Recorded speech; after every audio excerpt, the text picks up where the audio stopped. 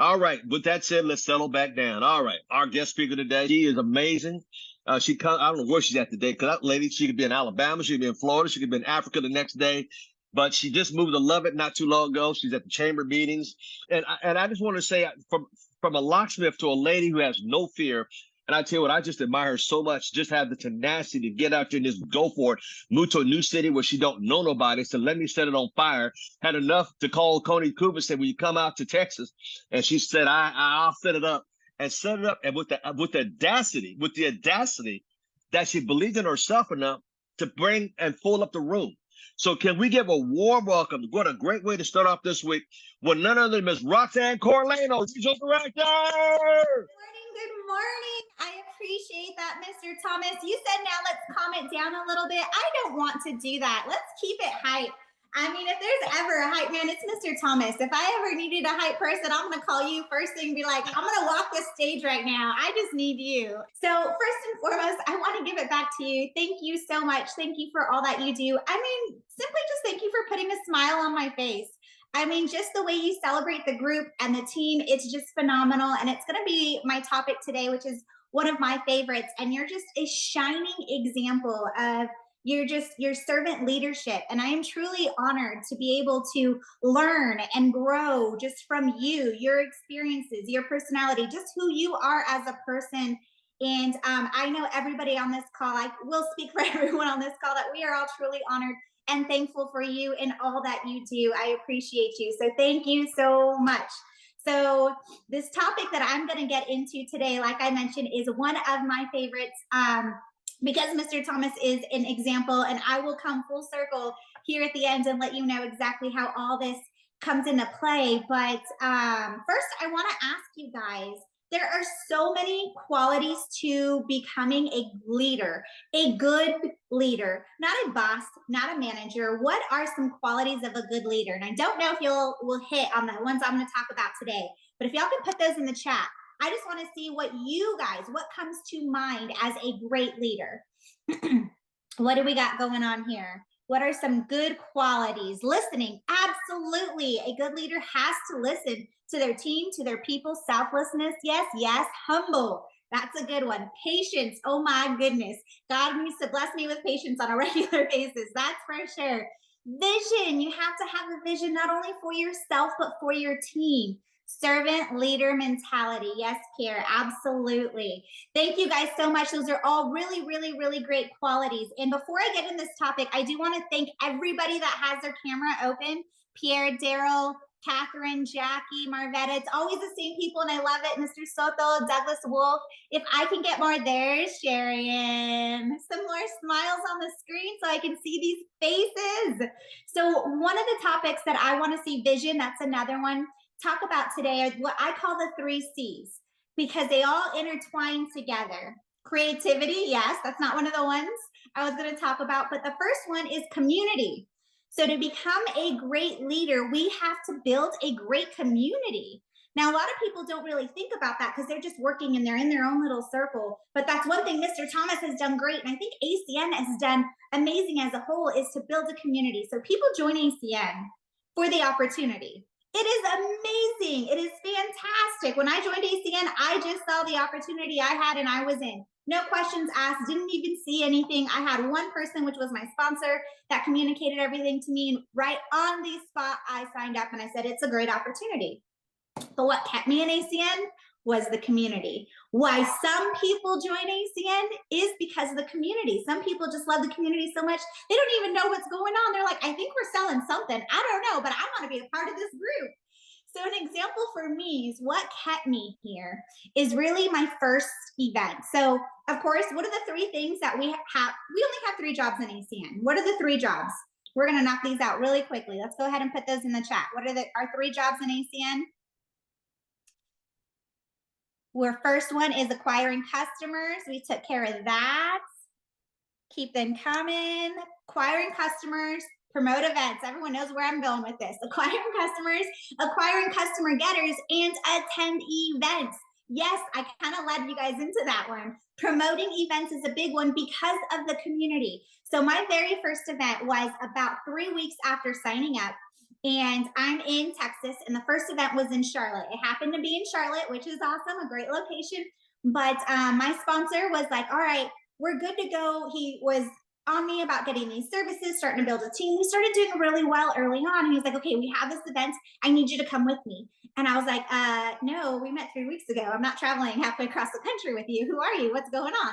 And he was like, no, no, no, you have to go. You have to go. He got me on the phone with Mr. Trolley.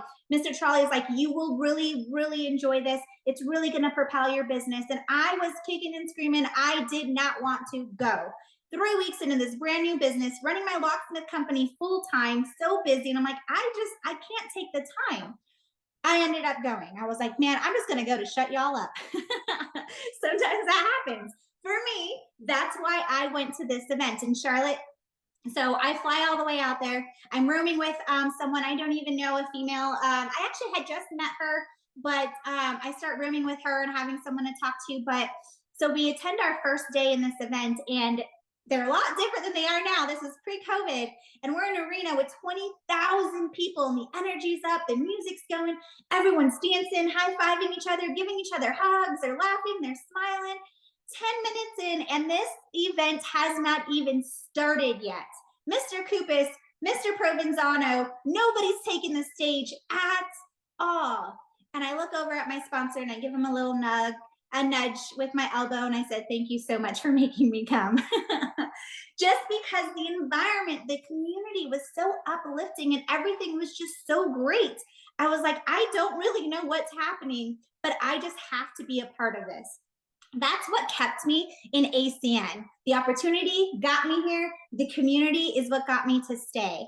And I want to share an example that I was already in the business. I was already doing fairly well 3 weeks in, but we were in Colombia. I was with Mr. Douglas Soto and a few members of the team, Maria Estrada. We were in Colombia earlier this year. I think it was March. Man, it feels like so long ago, but it was earlier this year. We're in Colombia and we're having a good time. We're at their national event. So again, events, you guys, our community. So we're at this national event, and we have this taxi driver after the event that's driving us around, helping us see the sights because we want to see Colombia while we're there. We're having such a blast. This guy just loves our energy and being around us, that this taxi driver, instead of dropping us off and continuing to work, backs up and parks and waits for us, picks us up again, takes us to our next spot, parks and waits for us the whole time. And so the next day is the last day of our event, and Mr. Soto says, you know what, just come on in, come join us for this event. So he has no idea what's going on. He just knows he wants to be around us.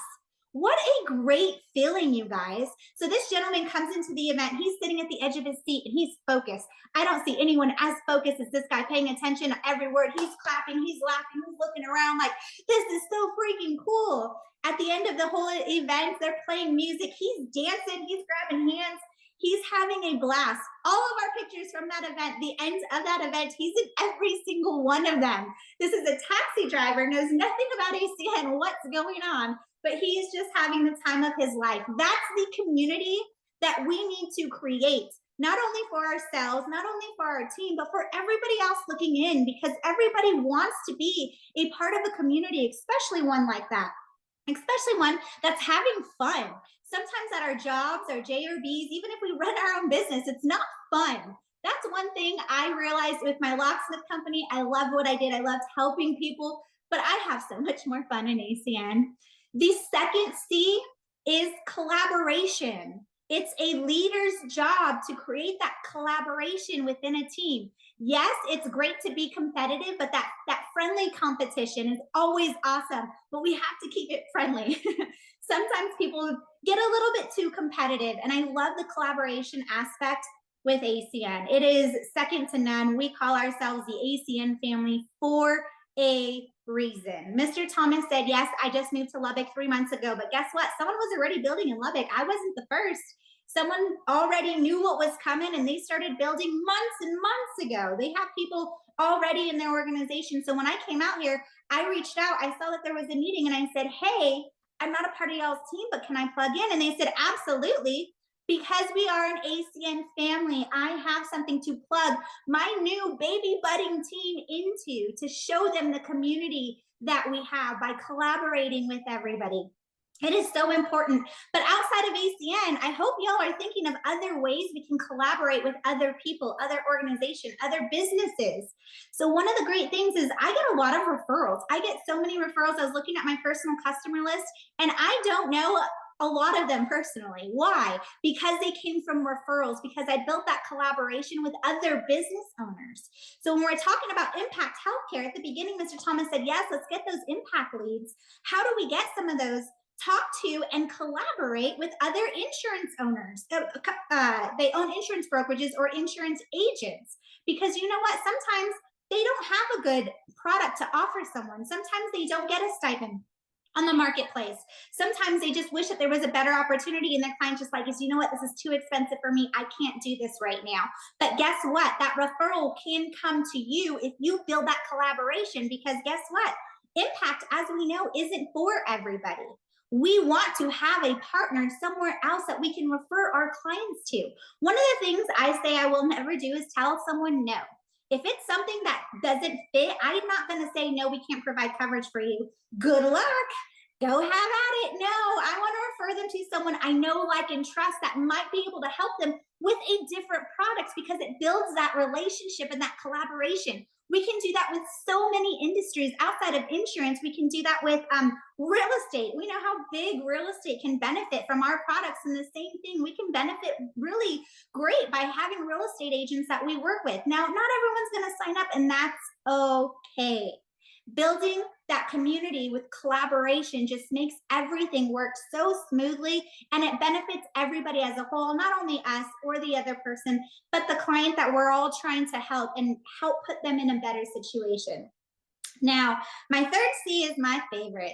My third C is one that Mr. Thomas is so good on, and that is celebration. So we create these communities where we collaborate, but also celebrate each other. Why is celebration so important? Because it's more than motivation. Motivating someone, they can get on any motivational talks or go to these events to get motivated, or whatever they do to get them started. Turning that key in that engine in your car, getting that engine started. Yes, motivation is key, but keeping that car rolling, that really needs a lot more, and that's celebrating people. Celebrating people really gets that going, because now they're feeling more comfortable. They feel more equipped to handle some of these situations. So when we talk about celebrate the wins, 100%, absolutely, but also celebrate some of the failures or some of the woes. I hate the word failures, but let's just stick with woes. Some of the things that don't really happen the way we want them to. So I was just this weekend, the other day, I was working with a new rep, and she does really, really well in her 9 to 5, her job. She does sales. She does, customer satisfaction. She keeps customers that want to leave, and she's phenomenal, top of everybody in her company. But when it came to making calls for ACN, she wasn't doing so well. And she just kept getting a couple no's or a couple pushbacks, but it's also Thanksgiving weekend. People are busy. And she just got so discouraged. But what I did is I still celebrated her. I gave her a high five. I said, awesome.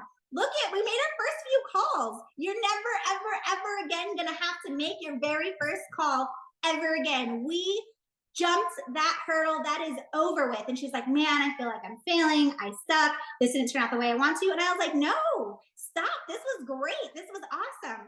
So here's a couple things we might want to change in our wording. So now it's an opportunity to help them improve, but feel okay on improving. So I said, hey, you know what? We're focusing a lot on the savings. Let's not focus so much on the savings. Let's focus on how this is going to be great for you and your kids. We're talking to your mother-in-law, and when we're comparing prices of energy, the difference was like a fraction of a penny, y'all. It was like a third of a freaking penny, the difference in price. And I'm like, overall, looking at her kilowatts, she would be spending maybe $1 or $2 more.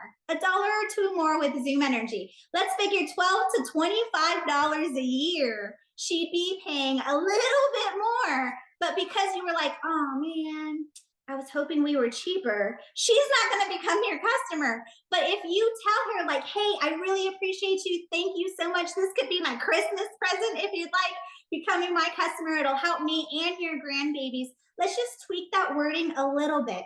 So even though things didn't go the way she wanted and she was down and out about herself, I still celebrated the fact that she made that call because it was a good call. But that gives room for improvement. That gives room to tweak and her not to feel discouraged about it. Because yes, hearing those no's is discouraging. And so now she's a little excited. Okay, I'm gonna do better next time. She's more excited because she feels more confident in herself to make these calls. Now let's talk about celebrating wins. That is such a big one for me. Every win, y'all, need to be celebrated, no matter how big or how small. And I can go on forever giving examples of how not only myself, the team, ACN celebrates all these wins, but one is getting on calls and really celebrating these big promotions that we have going on. So we did have on the Empire side of things, Mr. Ulysses Lazama just hit regional director, which is a huge thing. So what did we do? We held a Zoom call, let him in last. As soon as we let him in, everybody's congratulating, clapping. We said it was going to be a 15-minute call. I think it probably turned into maybe a 30-minute call because everybody got to say like, hey, it's so great. I've seen you through what you're going through.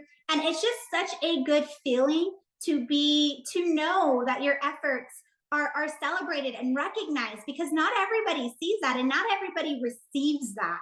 Know that at home, not everybody receives that celebration from people. Another thing is, so that's a really big win. But these small wins too, by acquiring a service. Oh my gosh, the way Mr. Thomas was so excited for PBZs and PBR scheduled. He's over there dancing. I swear he almost fell out of his seat. These are little wins. Are you celebrating your team? So I had someone, she actually, a brand new rep, she flew out to Reno as soon as she signed up. So I haven't had an opportunity to work with her, but she sends me a message and says, hey, I'm having a little trouble activating my flash service. And I'm like, whoa, what are you talking about? You were supposed to call me. Like, no, call me. So I call her right away and she goes, oh, it's working. I just needed you to call me. So she set up her flash service by herself, her very first service, didn't know anything. She went to the Apple store, bought a new phone, came home, did an eSIM transfer. Like, this girl rocks it. So guess what? I celebrated her. I said, you know what? I'm going to give myself a high five. You're the other hand. Like, woohoo, 15-second dance party. And she didn't think it was a big deal. But after that conversation with me, she was super excited. She's like, heck yeah, let's get more services in. So it encourages that positive reinforcement. It encourages our team to go out and do more, to go out and do better. She was so excited. At first, she was like, oh man, okay, I got it done. What's next? But after that small celebration, I said, time out. Girl, do you realize that you just got your first service? Do you realize that you just did this on your own? Like, that's a big deal. Let's take a 5-second time out for a dance party. And now she's ready to rock and roll, y'all. These little things are super important.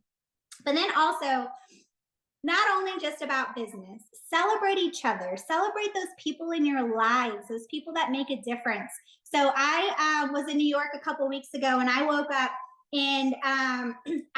having a good day like I always do, but I had an even better day because I had a text that just said, you're the best. And so I messaged my friend and I said, oh, that's so sweet. What did I do to deserve that? I know, like, right. What did I do? I don't even know. I'm so great. I did something I didn't even know I did it. But she said, you woke up. So I was being celebrated this morning, y'all, just for waking up. How amazing would that make someone feel? What if you sent someone a text that just said, you rock?